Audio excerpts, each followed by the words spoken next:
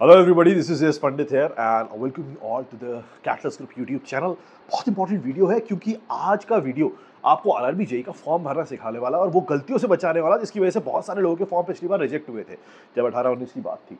तो आज हम जो चीज़ें समझेंगे, एक्सपीरियंस से बोल रहा हूँ। आरआरबी जेईई में कैटलिस्ट ने 1500 सिलेक्शन दिए थे फाइनल। आप जाके पिछली क्लासेस देख सकते हो, पिछले रिकॉर्ड्स देख सकते हो। कैटलिस्ट में 2017 से जब स्टार्ट हुआ है, आरआरबी जेईई, ईपीएफओ और फिर यूपीएससी में कोई आसपास टिका नहीं है। तो आरआरबी जेईई से हमने स्टार्ट किया था, 1500 जेन्युइन सिलेक्शंस दिए थे।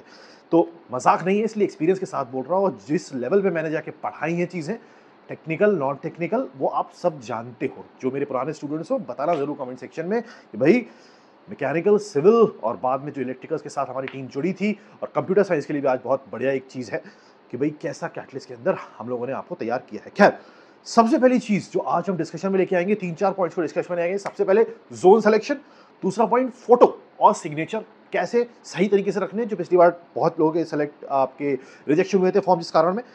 नेक्स्ट, डिग्री या डिप्लोमा, एक्चुअल में कौन कौन लोग एलिजिबल हैं, कंप्यूटर साइंस के कौन लोग एलिजिबल हैं, उनकी बात करेंगे। और next but last but not the least, book जो मैं आपको फ्री देने वाला हूं। तो फ्री बुक जिनको चाहिए, फ्री स्टडी मटेरियल जिनको चाहिए, फ्री क्लासेस भी आपको मैं देने वाला हूं। बोल रहा हूं तो दूंगा, ध्यान रखना, इस बार फ्री मिलेगा आपको चीजें। आपको सिर्फ एक काम करना है, टेलीग्राम ग्रुप का लिंक पहले वाले कमेंट में मिल रहा है, उसको ज्वाइन कर लो। और वहां पे हमने एक वोटिंग चलाई हुई है ऐसी ब्रांच की। नॉन टेक्निकल तो मिल ही रहा है आपको पढ़ने को फ्री में, ब्रांच की वोटिंग चलाई हुई है। इस ब्रांच में जिस ब्रांच में हजार वोट क्रॉस होते जाएंगे ना, उसकी फ्री क्लासेस यूट्यूब में आपको देता जाऊंगा, ध्यान रखना। और क्लासेस कैसी मिलेंगी आप अच्छे से जानते हो।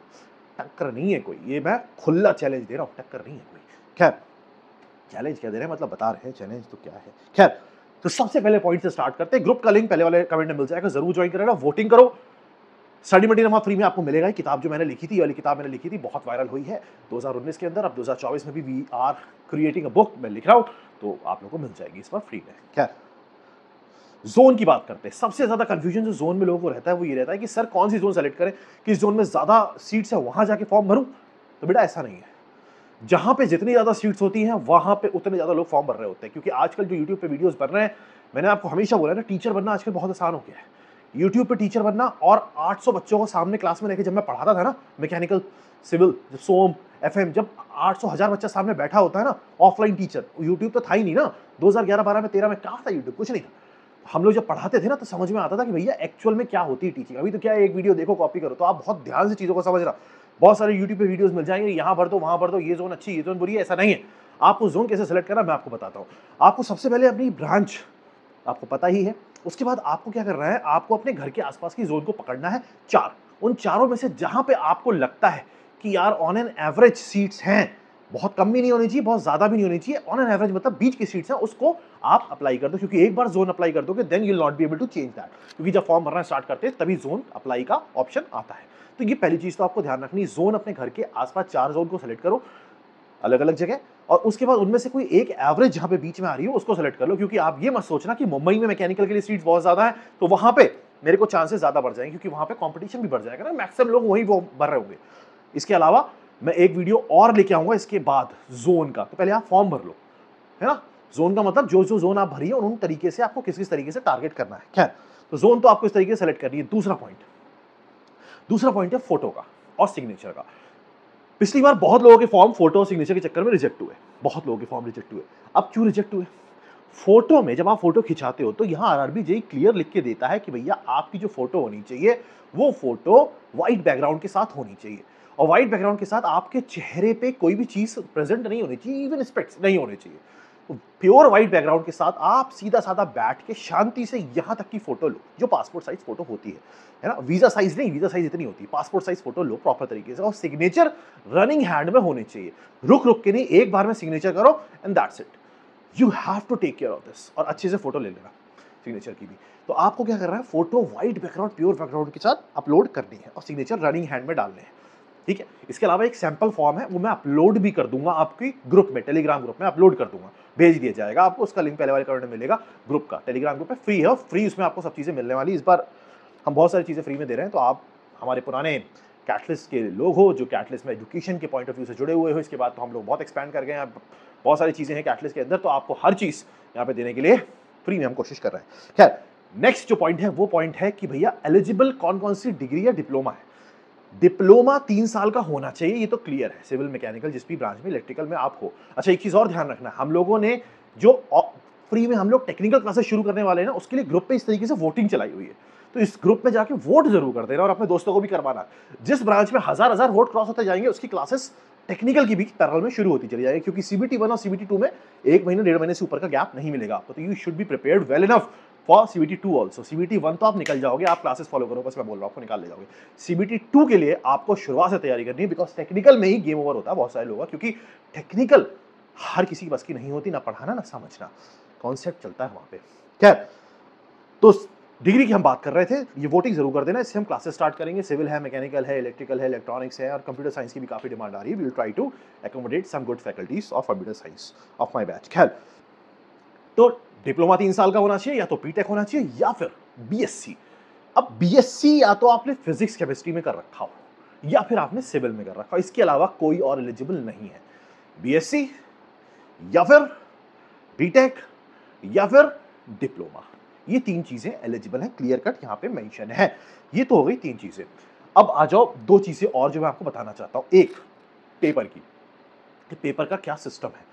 एक वीडियो मैं स्पेशल आरआरबी जेईई के लिए, एक नहीं 2 वीडियो और बनाने वाला हूं इसके बाद, कि पेपर को अटेम्प्ट कैसे करना। पिछली बार ही बनाए थे और बहुत सारे लोग ऑप्शन से ही, ऐसे समझ लो, आंसर निकालना सीख गए थे। तो वो भी मैं काफी सारी ट्रिक्स आपको सिखाने वाला हूं, आरआरबी जेईई में पक्का एप्लीकेबल होती है। तो अगर आपको चाहिए वो वीडियोस ट्रिक्स वाले, जिसमें हम ऑप्शन का यूज करके हम आंसर निकाल पाए, तो जरूर कमेंट सेक्शन में बताना।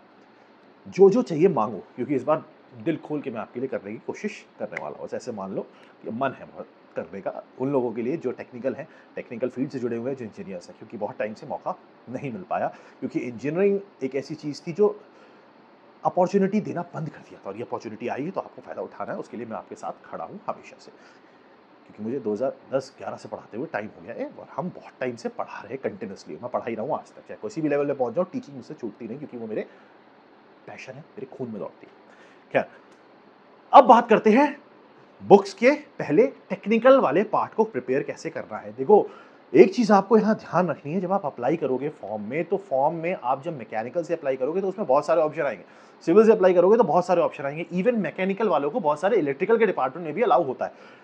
तो यहाँ पे आरआरबी जेईई के साथ एक कैच होता है, मैंने पिछली वीडियो में भी बताया था। वो क्या कैच होता है? वो कैच ये होता है कि आरआरबी जेईई जब अपना पेपर लेता है, तो मैकेनिकल में कुछ इलेक्ट्रिकल क्वेश्चन भी फंसा देता है, सिविल में कुछ मैकेनिकल क्वेश्चन भी फंसा देता है। तो वहां पे जब आप सिविल के लिए प्रिपेयर कर रहे हो, तो you have to prepare certain topics of mechanical and electrical also, and that will be prepared. वो आपको प्रिपेयर कराए जाएंगे। यहाँ पे आप बस ग्रुप में एक्टिव रहना, टेलीग्राम ग्रुप के, और नोटिफिकेशन ऑन रखना। टारगेट आरआरबी जेईई 2024, लिंक पहले वाले क्रम में मिल रहा है। आपको सिर्फ एक्टिव रहना, नोटिफिकेशन ओपन रखनी, तभी मिस नहीं होगी, और ये अपॉर्चुनिटी छोड़नी नहीं है। तो टेक्निकल में सबसे इंपॉर्टेंट चीज यही है कि आप सिर्फ सिविल पढ़ के पेपर नहीं निकाल पाओगे, आप सिर्फ मैकेनिकल पढ़ पे या इलेक्ट्रिकल पढ़ पे या इलेक्ट्रॉनिक्स पढ़ के नहीं निकाल पाओगे। इलेक्ट्रिकल पढ़ रहे हो तो कुछ टॉपिक आपकी ईसी के भी आपको मिल जाएंगे, इवन कंप्यूटर साइंस के मिल जाएंगे। तो मैकेनिकल पढ़ रहे हो तो सिविल के भी कुछ टॉपिक्स वो बताए जाएंगे कि क्या क्या पूछे जाते हैं। समझ में आ रहा है? क्लियर है? बुक की मैं आपको बात बता दूं, मैंने एक बुक लिखी थी, जैसे मैंने आपको बताया है पहले भी, ये बुक आपको मैं ग्रुप में प्रोवाइड कराऊंगा फ्री में। आप लोग बस इसको सीखो। ये पूरा सीबीटी 1 सीबीटी 2 का जो कंप्लीट नॉन टेक्निकल पार्ट था वो इसके अंदर कवर्ड है। इसके अलावा टेक्निकल क्लासेस आएंगे, और आपको क्लासेस चाहिए तो आप जरूर जाके ग्रुप में वोटिंग करना। अच्छा, फॉर्म में जो गलतियां सबसे ज्यादा लोग करते हैं वो मैंने आपको बताया है। एक तो जोन सिलेक्शन में, वो मैंने आपको बता दिया। दूसरा, फोटो और सिग्नेचर में, ये गलती आपको नहीं करनी है। जब भी कभी फॉर्म में कोई चीज आप फाइनल करने वाले होगे या नेक्स्ट पेज पे जाने वाले होगे, एक नीचे ऐड का बटन आएगा। आरआरबी में जब आप लॉगिन कर लोगे, सबसे पहले प्रोफाइल बनानी पड़ेगी। जो लोग पहले भी आरआरबी का फॉर्म भर चुके हैं, उनकी प्रोफाइल बनी होगी, उनको सिर्फ अपनी क्वालिफिकेशन ऐड करके आरआरबी जेईई वाला अप्लाई करना है, बस बहुत एक पेज का काम है।